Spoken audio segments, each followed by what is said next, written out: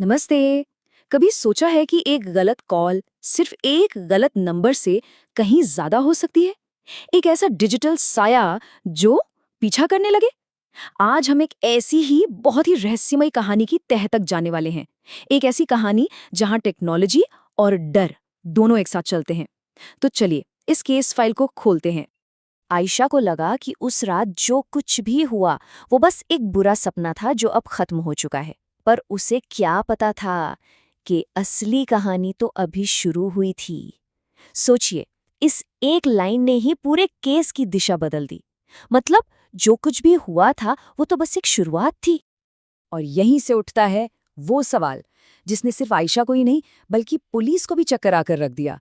सवाल ये है कि आखिर एक फोन उस जगह पर हो कैसे सकता है जहां उसका मालिक कभी था ही नहीं। यही यही इस पूरे केस का सबसे बड़ा सबसे उलझा हुआ रहस्य है।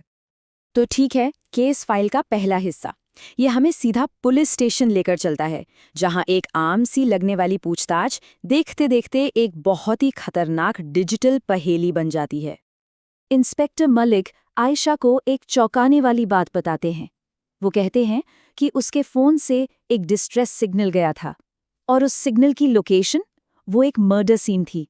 अब आयशा के लिए तो ये सुनना ही नामुमकिन था, क्योंकि वो तो कभी उस जगह पर गई ही नहीं थी। तो अब हमारे सामने दो बिल्कुल अलग अलग कहानियां हैं। दो हकीकतें जो एक दूसरे से जरा भी मेल नहीं खाती। एक तरफ आयशा कह रही है मेरा फोन तो पूरी रात मेरे साथ था, और दूसरी तरफ पुलिस के पास पक्का सबूत है कि उसका सिग्नल उसी मर्डर सीन पर एक्टिव था। तो फिर सच क्या है? इसके बाद इंस्पेक्टर मलिक पहला सबूत टेबल पर रखते हैं। क्या है ये? एक पुराना फटा हुआ सा नक्शा, और उस नक्शे पर सिर्फ एक जगह मार्क की हुई है, गली नंबर 17।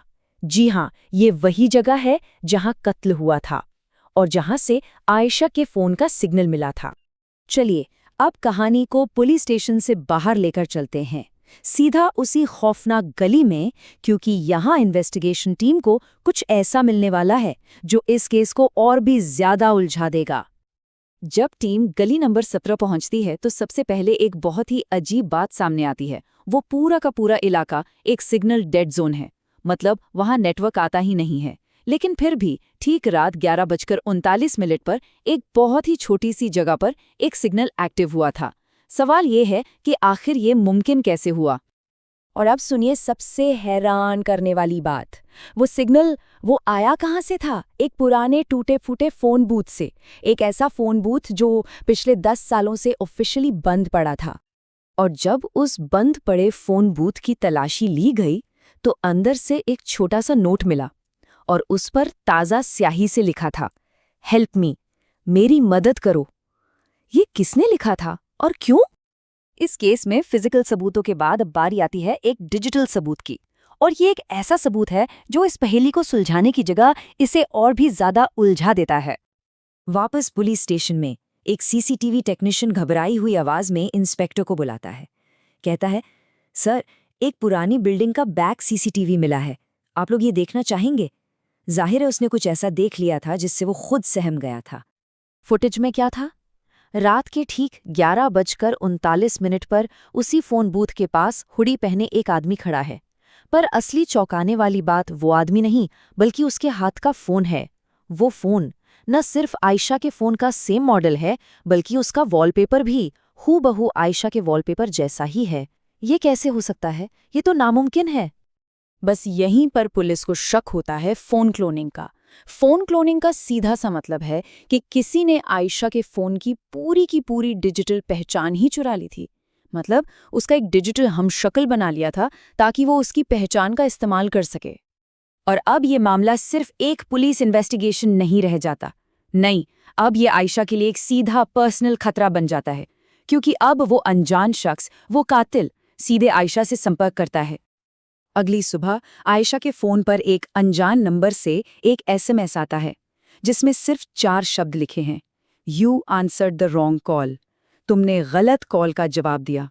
अब ये बात बिल्कुल साफ थी, कोई उस पर नजर रख रहा था, और शायद अगला निशाना वो ही थी। धमकी एकदम सीधी और साफ थी, आज रात ठीक 11:39 पर एक कॉल आएगी और उसे वो कॉल उठानी ही होगी। और सबसे ज्यादा डराने वाली बात, ये मैसेज फोन पर आते ही खुद ब खुद डिलीट हो गया। मतलब कोई सुराग ही नहीं बचा, जैसे वो मैसेज कभी आया ही ना हो। और फिर वो रात आती है। घड़ी में 11:38 हुए हैं और आयशा का फोन वाइब्रेट करने लगता है। स्क्रीन पर एक ही नाम चमक रहा है, अननोन कॉलर। और फिर घड़ी की सुई आगे बढ़ती है, 11:39।